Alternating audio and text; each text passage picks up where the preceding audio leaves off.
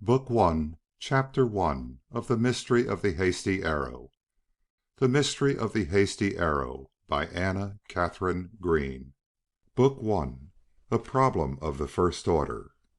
Chapter 1, Let Someone Speak. The hour of noon had just struck, and the few visitors still lingering among the curiosities of the great museum were suddenly startled by the sight of one of the attendants running down the broad central staircase, loudly shouting, "Close the doors! Let no one out! An accident has occurred, and nobody's to leave the building."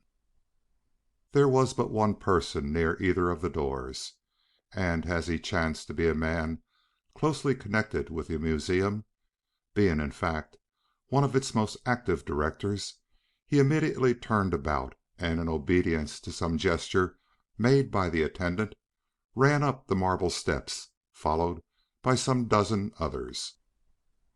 At the top they all turned, as by common consent, toward the left-hand gallery, where, in the section marked 2, a tableau greeted them which few of them will ever forget. I say tableau because the few persons concerned in it stood as in a picture, absolutely motionless and silent as the dead. Sense, if not feeling, was benumbed in them all, as in another moment it was benumbed in the breasts of these new arrivals. Tragedy was there in its most terrible, its most pathetic aspect. The pathos was given by the victim, a young and pretty girl, lying face upward on the tessellated floor, with an arrow in her breast, and death stamped unmistakably on every feature. The terror by the look and attitude of the woman they saw kneeling over her, a remarkable woman, no longer young, but of a presence to hold the attention, even if the circumstances had been of far less tragic nature. Her hand was on the arrow, but she had made no movement to withdraw it, and her eyes, fixed upon space, showed depths of horror hardly to be explained even by the suddenness and startling character of the untoward fatality of which she had just been made the unhappy witness. The director, whose name was Roberts, thought as he paused at the edge of the crowd that he had never seen a countenance upon which woe had stamped so deep a mark, and greatly moved by it, he was about to seek some explanation of a scene to which appearances gave so little clue, when the tall but stooping figure of the curator entered, and he found himself relieved from a task whose seriousness he had no difficulty in measuring. To those who knew William Jewett well, it was evident that he had been called from some task which still occupied his thoughts and, for the moment, somewhat bewildered his understanding.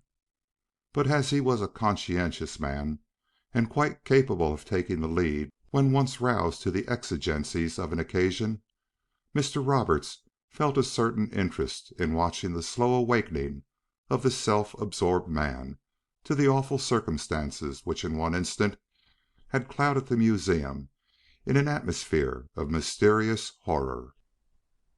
When the full realization came, which was not till a way had been made for him to the side of the stricken woman crouching over the dead child, the energy which transformed his countenance gave character to his usually bent and inconspicuous figure, was all, if not more, than the anxious director expected. Finding that his attempt to meet the older woman's eye only prolonged the suspense, the curator addressed her quietly, and in sympathetic tones inquired whose child this was, and how so dreadful a thing had happened.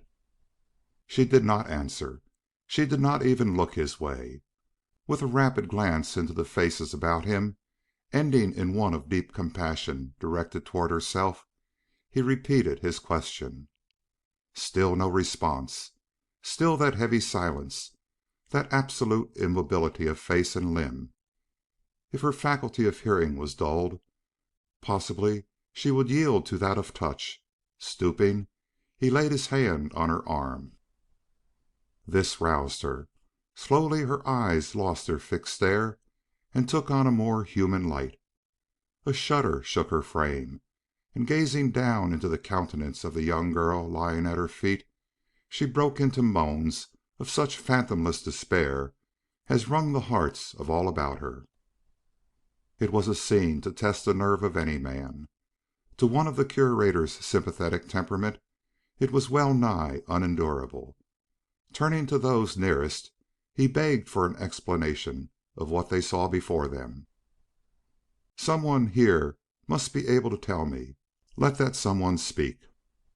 At this, the quietest and least conspicuous person present, a young man heavily spectacled and of student-like appearance, advanced a step and said: "I was the first person to come in here after this poor young lady fell. I was looking at coins just beyond the partition there, when I heard a gasping cry. I had not heard her fall.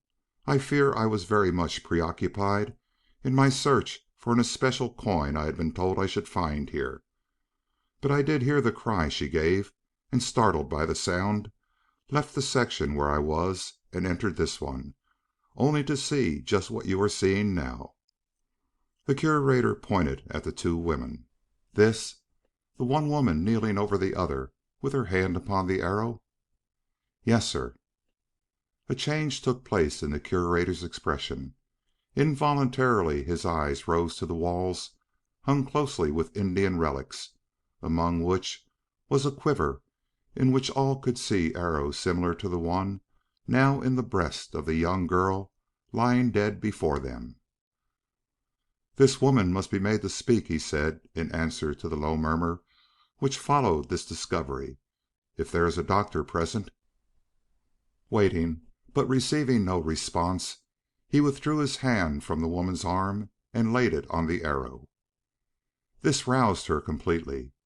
Loosing her own grasp upon the shaft, she cried, with sudden realization of the people pressing about her: "I could not draw it. That causes death, they say. Wait. She may still be alive. She may have a word to speak."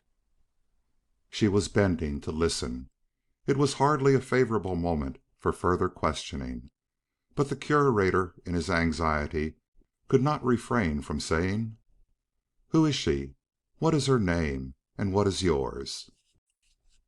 "Her name?" repeated the woman, rising to face him again. "How should I know? I was passing through this gallery, and had just stopped to take a look into the court, when this young girl bounded by me from behind, and flinging up her arms, fell with a deep sigh to the floor. I saw an arrow in her breast, and—" Emotion choked her, and when some one asked if the girl was a stranger to her, she simply bowed her head. Then, letting her gaze pass from face to face till it had completed the circle of those about her, she said in her former mechanical way: "My name is Ermentrude Taylor. I came to look at the bronzes. I should like to go now." But the crowd which had formed about her was too compact to allow her to pass. Besides, the director, Mr. Roberts, had something to say first. Working his way forward, he waited till he had attracted her attention, and then remarked in his most considerate manner: "You will pardon these importunities, Mrs. Taylor. I am a director of this museum, and if Mr. Jewett will excuse me," here he bowed to the Curator, "I should like to inquire from what direction the arrow came which ended this young girl's life."